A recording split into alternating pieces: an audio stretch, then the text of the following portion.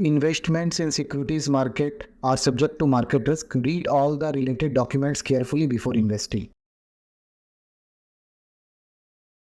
Hello दोस्तों, equity में एक बड़ा कार्नेज देखने मिला एंड क्या है इसके मायने। टेक्निकल चार्ट्स में क्या था, क्या पैटर्न्स थे, आपको क्यों मैं बोलते हुए आ रहा था कि बाजार में मंदी के तौर में बाजार का रुझान ज़्यादा हो सकता है। Be cautious, be cautious, be cautious.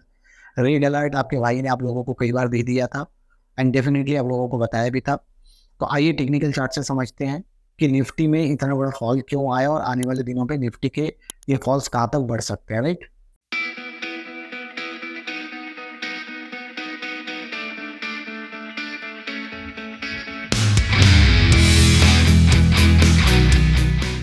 तो देखिए निफ्टी का पहले सबसे पहले डेली चार्ट को देखेंगे।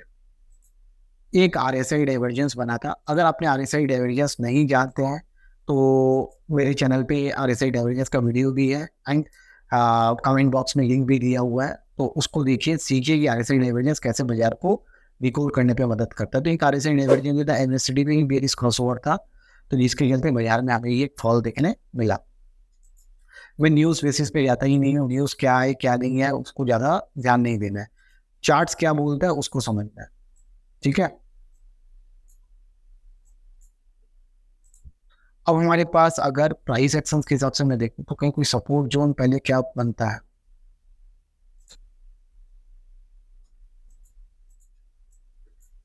एक ये सपोर्ट जोन देखने मिल रहा है,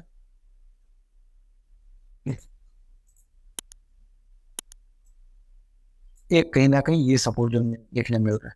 बाजार ने 20 ईएमए को भी तोड़ा है, तो यहाँ तक 24,500 तक और उसके नीचे 24,300 तक के लिए 24,000 के लेवल के लिए बाजार ओपन होता हुआ नजर आ रहा है। बाजार खुद को यहाँ के लिए ओपन करता हुआ नजर आ रहा है एमएससीडी और ऐसे ही वी सही। वीकली चार्ट पे हमें एक डाइवर्जेंस के साथ साथ में एक डार्क क्लाउड कवर देखने मिल गया। 383 पॉइंट का डार्क क्लाउड कवर बन गया। ठीक है, तो बाजार में अब कोई भी अप ट्रेंड इस लेवल्स के पार ही होगा। बाजार देखिए ऐसा नहीं कि बहुत वीक है, कहीं ना कहीं बाजार करेक्टिव वेव लेगा, लेकिन कहीं ना कहीं 24,500 से 24,000 के बीच में आएगा, अपने सपोर्ट तक आएगा, 20 ईएमए तक वीकली चार्ट पे आएगा। आने के बाद ऊपर जाएगा, क्योंकि देखिए मंथली चार्ट पे एक बहुत बड़े अप ट्रेंड के बाद में बाजार में एक रिवर्सल दिख रहा है। बट इस हैमर का लो, ये जो हैमर बना था हमारा अगस्त महीने में, इसका लो टूटना बाजार के लिए जरूरी है। अगर ये लो टूटता तभी कहीं जाके लॉन्ग टर्म ट्रेंड चेंज होता हुआ नजर आएगा। तो डेली चार्ट पे कोई भी डिप 24,500 से लेके 24,000 तक में क्या लाएगी आपके लिए, एक बाइंग अपॉर्चुनिटी लाएगी। तो 24,000 तक टेक्निकल चार्ट्स पे देखने को तो लेवल मिल रहे हैं, बट क्या 24,000 ही है। एक ट्रेंड लाइन को भी ड्रॉ करते हैं। ट्रेंड लाइन कैसे ड्रॉ करते हैं, इस तरीके से ट्रेंड लाइन ड्रॉ करते हैं। मैं लूंगा करंट से लूंगा क्योंकि ये डेटा खत्म हो चुका है।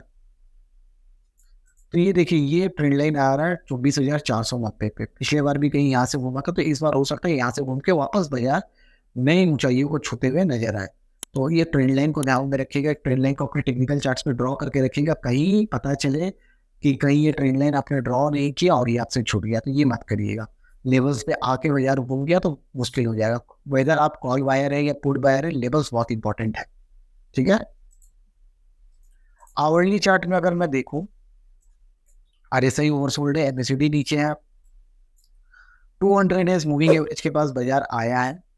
आने के बाद यहाँ पे मेरे को एक हैमर कैंडलस्टिक का फॉर्मेशन दिया है। तो मंडे को आई डोंट नो, अभी गिफ्ट निफ्टी 150 पॉइंट डाउन दिखा रहा है। किसी यूजर ने मेरे को टेलीग्राफ पे भी लिखा हुआ है एंड मेरे लाइव पॉडकास्ट पे भी लिखा था। बट मेरे पास यहाँ पे आवरली चार्ट पे प्राइस एक्शन का सपोर्ट भी है। अगर मंडे को गैप डाउन ओपनिंग होती भी है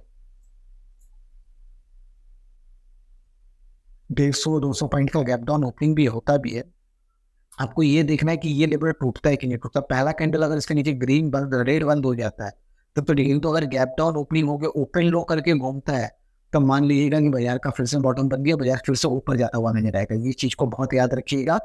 अगर यहाँ पे आएगा तो बाजार फिर अपना 20 ईएमए तक भागता हुआ नजर आएगा। तो ये तो था निफ्टी का एनालिसिस आने वाले दिनों के लिए। तो निफ्टी में क्या करना है, अगर गैप डाउन ओपनिंग होता है, ओपन लो सेम है, तो वो कैंडल को क्लोज होने दीजिए। उसके लो पे अगर वो कैंडल ओपन लो सेम होके कहीं यहाँ पे आके घूमता हुआ नजर आता है एंड 28,200 ईएमए को कॉन्कर कर जाता है, तो उस कैंडल का लो पे फिर से बाई बनेगा एंड आपके हायर टारगेट 25,070 के होंगे। अगर गैप डाउन ओपन होकर एक रेड कैंडल बनता है, ओपन नहीं करके एक रेड कैंडल बन जाता है और यहाँ पे आके कहीं बंद होता है, तो फिर ये 200 डेवा जो है ये आपके लिए रेजिस्टेंस का काम करेगा और इसके स्टॉप लॉस से फिर हमारे लोअर टारगेट्स ओपन होंगे 24,400 एंड 24,000 के लिए, जो कि डेली चार्ट एक पिक्चर करता है। कोई भी सीलिंग अपॉर्चुनिटी बाउंस बैक में देखनी है। अगर बैंक निफ्टी की बात करूं, अगर बैंक निफ्टी का डेली चार्ट देखेंगे तो एक निगेटिव फॉर्मेशन है। 49,700 तक बैंक निफ्टी का आना लग रहा है इनएविटेबल था, ऐसा टेक्निकल चार्ट्स पे दिख रहा है। 20 में तोड़ चुका है, 200 में यहाँ पे एक प्राइस एक्शन का सपोर्ट है।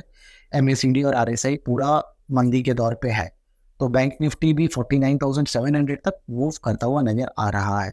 आवरली टाइम फ्रेम में 200 दिन मूविंग एवरेज को बहुत आराम से तोड़ दिया। अब ये ऐसा हुआ क्यों? अगर आपने एक ट्रेंड लाइन ड्रॉ करके रखा होता,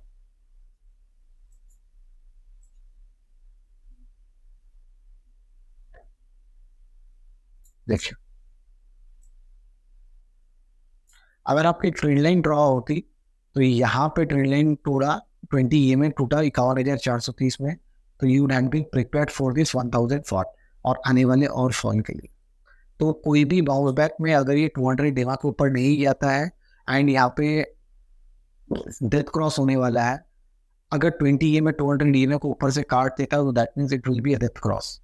अगर डेथ क्रॉस बनता है तो बाजार में और बड़ा फॉल देखने को मिल सकता है। तो बैंक निफ्टी के लिए कोई भी बाउंस बैक 51,000 के ऊपर नहीं जाता है तो सेलिंग अपॉर्चुनिटी खोजनी है।